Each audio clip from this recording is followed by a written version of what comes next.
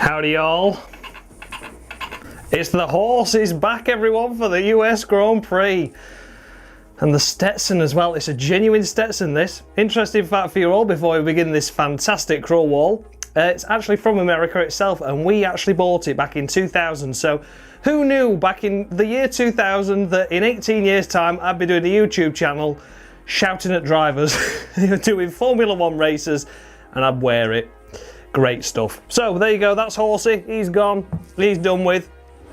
And we're going to kick off the scores as always. So the crawl wall from the US Grand Prix. And what can we say? An eventful race. It had a bit of a dull patch in the middle, but an exciting first few laps, a dramatic end to the race as well, I'm sure you'll agree, some really close racing. And yeah, the championship's not sewn up, and I thought it was going to be hands down this weekend. I thought, yeah, Vettel's going to lose it. I predicted the results before the race even happened, and I was nearly right. The only thing I got wrong was Vettel spun against Ricciardo and not with Bottas. But apart from that, got everything else right. I was expecting the championship to be wrapped up, but it wasn't. We're always going to kick things off, of course, with the race winner. Kimi Raikkonen gets in 113 races later.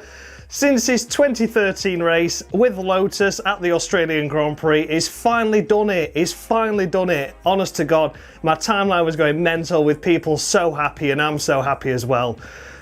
Oh, just fantastic, absolutely fantastic feeling. And yeah, I don't do bias on this channel, but I am today because Kimi Raikkonen, and yes, I am standing in front of the points today as well. Sorry about that, but I've got no choice because we're getting a bit too filled up. But Kimi Raikkonen is going to get 15 points for that. I don't give a shit. I'm not interested. The entire world went mental. Just for a second, the entire Formula 1 community, in all its flaws and all its biasness and all its fanboyness, all came together for a brief moment to applaud Kimi Raikkonen. So 15 points to the Iceman himself. And yeah, his best part of the interview was, yeah, I suppose it's better than finishing second. And then he asked Hamilton, did he win the championship? He's a right little cheeky sod, isn't he? But yeah, congratulations, Kimi Raikkonen. I'm chuffed. Everyone's chuffed. And thank God for that. He's won a race. And you know what? Genuinely, at Sauber next year, who knows? If they can keep building on the performance that they've got, we never know. A podium might be possible next year. And then for the year after, we'll just take it from there. But fantastic nonetheless. So there you go. That's the Kimi Raikkonen bit over and done with. Next up, Max Verstappen. Why didn't he drive like this at the start of the year? Absolutely fantastic performance this race. Amazing stuff, absolutely amazing. He drove incredible. He started, well, he qualified 15th, but that was as a result of him breaking his rear suspension over one of the Verstappen curbs in Q1. Didn't get out for Q2, meant he started 13th because the Toro Rossos were starting at the back anyway, and then had a 5-place grid penalty for the gearbox, starting 18th. And I genuinely thought maybe 5th or 6th would be best he can do, maybe pipping Ricciardo, but that was about it. P2 though, fantastic performance. Get in. It was a brilliant race. It was a brilliant race, and it was great to see so many fighting through. A really strong, mature drive from Verstappen. And you just think if he'd have switched himself on at the start of this year, it could have really been in the running, not just for the Crawl Wall Championship, but it could have also been in the running as well. You know, maybe for third in the overall Drivers' Championship, because let's face it, Raikkonen and Bottas haven't done brilliantly this year until like this point for Raikkonen, but yeah, you know, just silly errors at the start of the year, but all under the water now, so to speak, all under the bridge. Whatever that saying is, I'm not bothered, I'm too excited to care. And it's Max Verstappen, he's going to get 12 points. 12 points for Max Verstappen. Fantastic stuff. Next up, Lewis Hamilton finished P3 after qualifying first. Strategy really let him down from Mercedes' side. They decided to go for the stop under virtual safety car, but he never had the tyres long enough to last. And P3 in the end. I think had he not had the championship on the line, he would have made a move on Verstappen. You know, I think it'd have been a bit more ballsy. So, but credit to him, great race, but he is still disqualified, and he's not getting undisqualified anytime soon. So, line through. Sorry, but yeah, good race by Hamilton. Championship not wrapped up yet though. Surprise him. Then we come to Sebastian Vettel, and oh, what a wally. He could have outscored Hamilton this weekend had it not been for that stupid error once again, spinning and making silly contact. And it goes to prove he just can't race in combat. He really cannot do wheel-to-wheel combat for very long without falling off. Yeah, what can we say? He did a good recovery, as always. He manages to recover through after making these silly mistakes, but This race, it was just a shame because it could have easily been second or third this weekend, judging by what pace Raikkonen had. You know what I mean? It's one of them missed opportunities for Vettel just to claw a couple of points back off Hamilton. You know what I mean? It was always going to be Hamilton's championship anyway, but just at least give some, you know, for the Vettel fans to cheer about a little bit more, rather than going, oh, well, mathematically it's still possible, but not actually taking it or making any inroads into Hamilton. So yeah, a shame really. A crap race overall. The penalty that he got for the FP1 stopping in red flags, I don't give a shit. That was utter bollocks. And I've said it from the start of whenever it happened. I think Verstappen was the first one in Australia. I disagreed with it then. I still disagree with it now. He slowed down. What more could you do? It's ridiculous. Just slam brakes on next time, and if there's a car behind you, oh, I'll have to plough into it back here then, won't it? Tossers. But yeah, apart from that, it was a crap race by Vettel, and for that reason, it's going to just be 3 points. 3 points, really. He could have outscored easily this weekend against Hamilton, judging by the shit strategy that Mercedes had, and by the pace that the Ferrari had. Then we come to Valtteri Bottas. Not doing your job today, Valtteri. Yes, you let Hamilton through twice, but you meant to keep Vettel behind you. You didn't do it. Naughty. Toto will be having words. Still disqualified. Line through. Simple as that. Then we come to two brilliant surprising results here. For me personally anyway, I'm well chuffed. Renault haven't had performance or pace these last few races, and I thought, oh, fourth in the constructors are going to be over for them really. Haas are going to close the gap up. And this is what I mean about Haas being consistent. They're not doing it. And Renault, when they get the opportunity, they're there, scoring 6th and 7th, Hülkenberg and then Sainz. So well done to the pair of them, absolutely solid drive. Sainz got a 5-second penalty for gaining an advantage going off track at turn 1. Looked more to me like he was avoiding a collision and didn't gain any positions from it, but you know, these penalties keep appearing and rearing their ugly heads, and God, get some consistency, will you? Jesus Christ, FIA and Formula 1. These penalties are ruining it. They genuinely are ruining it for me, and yeah. I'm getting frustrated by the 5-second penalties that are given and then the ones that aren't given, and it's just shit. It really is. But yeah, luckily it didn't affect Sainz's race. He was always behind Hülkenberg and always ahead of the Force India of Ocon, so good enough. He stayed where he was, so thankfully that 5 seconds didn't cost him a position, because that would have been incredibly bullshit. Not even proper English there, but that's how annoyed I am by it. But yeah, solid result by Hülkenberg and Sainz. Sainz starting in 11th, Hülkenberg just scraping into Q2, Hülkenberg just scraping into Q3, and Hülkenberg ended up best of the rest in qualifying, and then in the race, best of the rest again. And Sainz, picking his tyres at the start of the race, chose wisely. And yeah, so there you go. For the Renault team, a solid weekend. Points well deserved.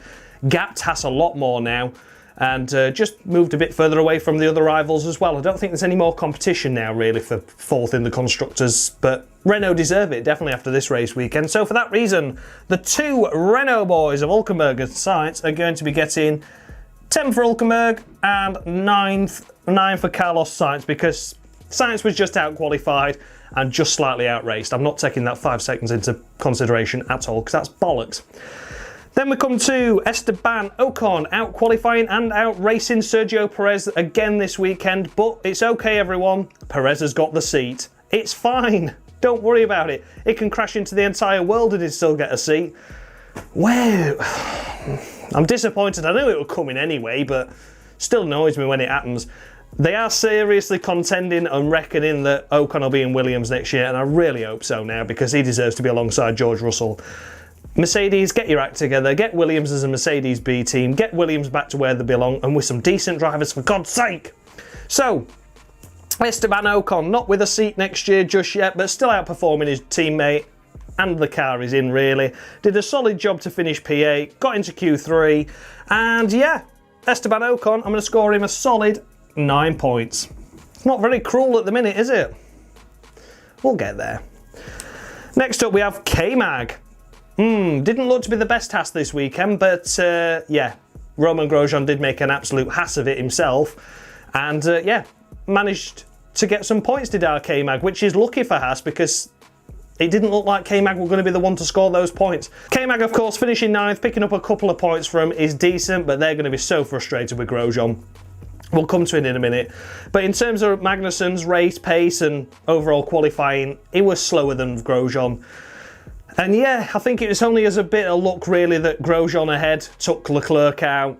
and that Ricciardo broke down, that he did get himself into the points, otherwise he would have been struggling, as would Force India this weekend as well. But yeah, I mean, overall it wasn't a too bad a race for Magnussen, kept himself out of trouble, didn't really see much of him either, which is surprising for K-Mag, because normally he's in a wall somewhere or ramming someone off, but like I say, it was teammates' duty this weekend. So yeah, K-Mag, okay, scored a couple of points for Haas, but not what Haas were after at all. They were certainly after a lot more than that. But I'm going to give K-Mag 7 points. I think 7's fair. He had a good race, but not as impressive as some out there today. And then we come to Sergio Perez, picking up the final point with P10. Another double points finish for Force India.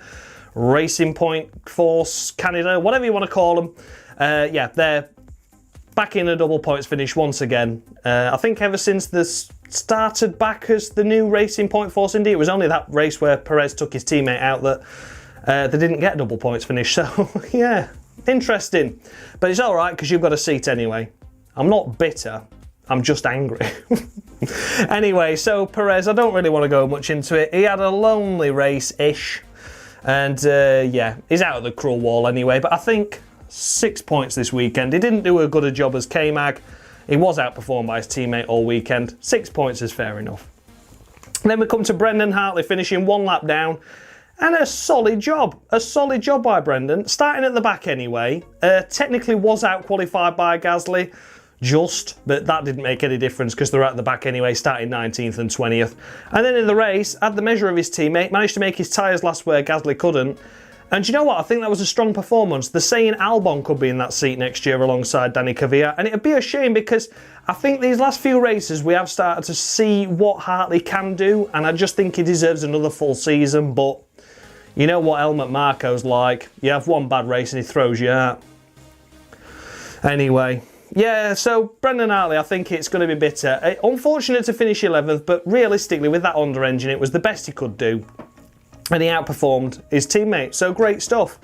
So for that reason, Brendan Hartley, I'm going to score you 8 points. I think 8 points is fair. I'm going to give you 8 points. I think you drove well. You did impress me. I was looking at the screen, I was like, how is Hartley 11th? But yeah, decent. Then we come to Max Ericsson, and what can we say? Wasn't the fastest Sauber, was he? His teammate going to Q3.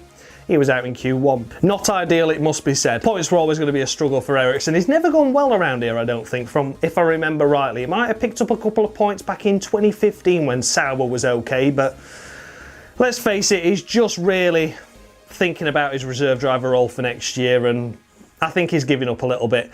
Fair play to him though, he's had a good run, but this weekend just wasn't his weekend. Had Leclerc not been harpooned by Grosjean, Leclerc could have finished ahead all day long and probably scored some points. So Marcus Ericsson, for that reason, I'm just going to score you 4 points. I don't think it was your best performance. Points were never possible. You started, you know, higher than a lot of drivers that finished ahead of you. And yeah, you know, I mean, especially in terms of Hartley, I wasn't expecting a Sauber to finish behind a Honda engine that had got penalties, but there you go anyway. Next up we have Stoffel Van Dorn. Managed to actually get a bit of telly time every now and again, you saw him. But yeah, points were never going to be possible, were they, for that McLaren. Both out in Q1. Van Dorn qualified stone dead last until the penalties elevated him to the dizzying heights of 17th. And yeah, what can we say about that? Yeah, just Van Dorn again. He's looking forward to Formula E next year. I'm pleased he's going to Formula E, actually. I think he can show what he's capable of there. Watch out for Formula E because that is going to be strong next year and we're going to be covering it. So there you go. That's a bit of an announcement for you as well.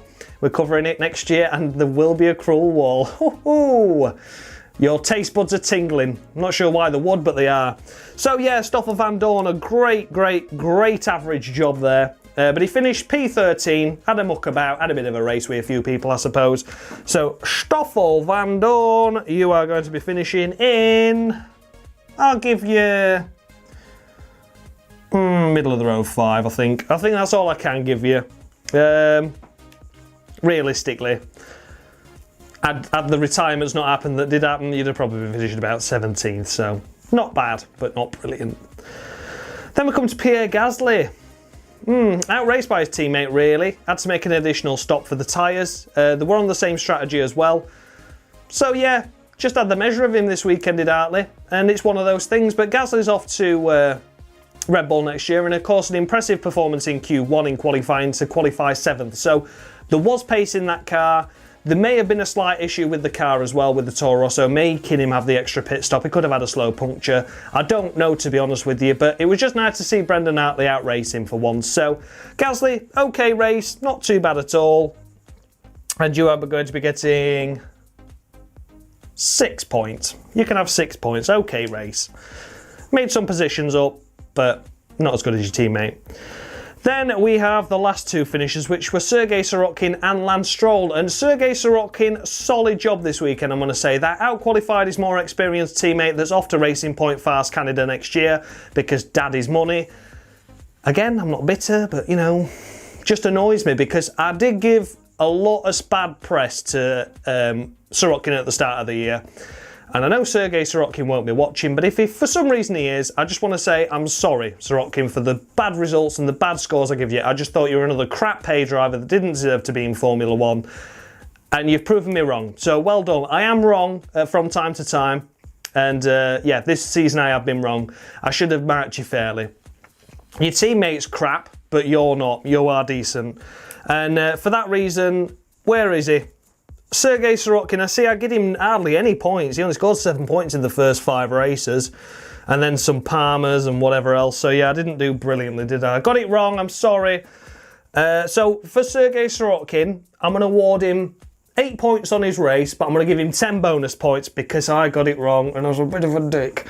So I'm going to score 18 points. So, for God's sake, the people that just skip to the end of the video to watch Palmer of the Week, don't be putting in the comments section, oh, why have you scored Sorokin 18? It's because I was a dick and I got it wrong. That's the end of it. Next up, after Sergei Sorokin, we do have Lance Stroll. Drove into the side of Alonso, got himself a drive-through penalty, took Alonso out of the race, and that was that. Got lapped a whopping twice. Everyone else only got lapped once that did get lapped. So, yeah, Lance Stroll, don't deserve to be in Formula 1 next year. Will you get a seat? Of course you will. Daddy's money. There we go. Not off, I'm just angry. So yeah, Force India, Pointless Fast Canada are not going to have a favourite lineup by me. You can see why I don't like him anymore, can't you? So yeah, Lance Stroll, daddy's money. What we're going to score him? Do you know what? We're disqualifying him. I've had enough of it. He drives like a bell end most race weekends anyway. And I don't like him very much. It's as simple as that. I'm finished with you, Stroll. Done. Then we come to the non-finishers. Charles Leclerc was one. I think Sauber in the end elected to park it because they weren't getting any points. 40 odd seconds behind the rest of the pack. He was racing around with Stroll. There was only going to be more damage ensued at that point anyway. And yeah, elected to save the engine and the gearbox for another race, I think. I mean, there might have been some underlying issues with floor damage and whatever else because he did take a bit of a whack from Grosjean twice, so yeah, he had to pit for a new wing and that was it. Shame really, because I think Leclerc could have scored a point or two and they really needed them, especially when Toro Rosso were getting close to scoring points with Hartley this weekend. You know, it'd be moments like this that they'll look back on, and especially Silverstone, where solid points went begging. I think they could have leapfrogged them. Whether they still can, 3 races left, who knows? But, you know, Leclerc, solid job this weekend. Into Q3, brilliant job by that. Couldn't assess your race though because you're out. You're out after first lap, so, well, you weren't out, but near as damn it. So Leclerc, I'm going to score a conservative 6. I'm going to get criticised for that as well, I know I am, but I couldn't judge the race. I couldn't judge the race. It's as simple as that. I'm going to give him 6 points for his qualifying because that was decent. The race I couldn't score. Sorry, that's just how it happens. Then we come to Ricciardo again. What can we say about Daniel Ricciardo? Qualified 5th, started 4th, and then broke down after about 7 laps. So his bad run, Ricciardo, has killed him on the crawl wall because I can't judge the race. It's the difficult bit for me here, but I couldn't judge the race. But I'm going to score Danny Rick. Oh, if he'd have been in that fight, it'd have been good. So I'm going to give him 6 points as well. Good qualifying, did what you could. You were never going to get better than 5th anyway, to be honest. 4th on the grid, of course, because of Vettel's penalty, but all in all, that's all I can do. Next up on the list, we of course have Roman Grosjean. Yeah, what can we say about him? torpedoed into the side of Charles Leclerc. That's normally Kvyat's job. He'll be back next year though. So yeah, Romain Grosjean really didn't do well, did he? He outbraked himself and just clattered into the side of Charles and then spun him round and then collected him a bit more. So took his front wing off, took Charles's front wing off and got some more damage as a result. Pitted twice and then retired. So a shame for Haas because points could have gone really well this weekend for them. Magnussen I don't think would have scored the points had Grosjean got up there because obviously he didn't take out 2 cars. So yeah, I think maybe Grosjean could have got 7th this weekend. I think that would have been realistic. So a few more points and would have split the Renaults as well to lessen the blow. But there you go, that's what happens. Both are signed for next year as well with K-Mag and Grosjean, aren't they? So Grosjean needs to book his ideas up. So Grosjean, you're going to get 0 this weekend. I can't score you for that. Your qualifying was better than K-Mag, but if you can't race well and you take drivers out, it's nil point. It's as simple as that. And then we come to Fernando Alonso, taken out by Lance Stroll. That was it. What else can we say? Middle of the row, 5 points for him because I can't do any other than that. Yeah, can't do any other than that. I'm sorry. He just got rammed into the side of. There you go. So, it's that time. He's back, everyone. He is back, ladies and gentlemen. I've got him back this weekend. It is Palmer of the Week. I'm going to go get him now. Here he comes. Jolyon! Here he is, everyone. It's Jolyon Palmer for Palmer of the Week.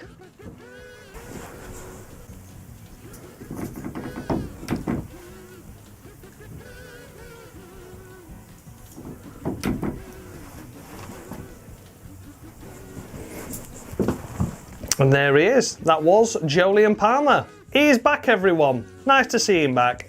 We have missed him these last couple of races, haven't we? And he has awarded Romain Grosjean Palmer of the Week and also Lance Stroll. Who can really fault him? They were the only ones that drove like Billies today. He would have scored Vettel Palmer of the Week, I'm sure, but because he managed to keep the championship alive by overtaking Bottas, just that fraction alive, he'll probably get it next week. So there you go. So, thanks a lot for watching, guys. As always, be sure to like, comment and subscribe if you're new and leave your thoughts and feedback down below. Any too high, any too low, who would have you scored Palmer of the Week for? It's all to play for on the cruel wall.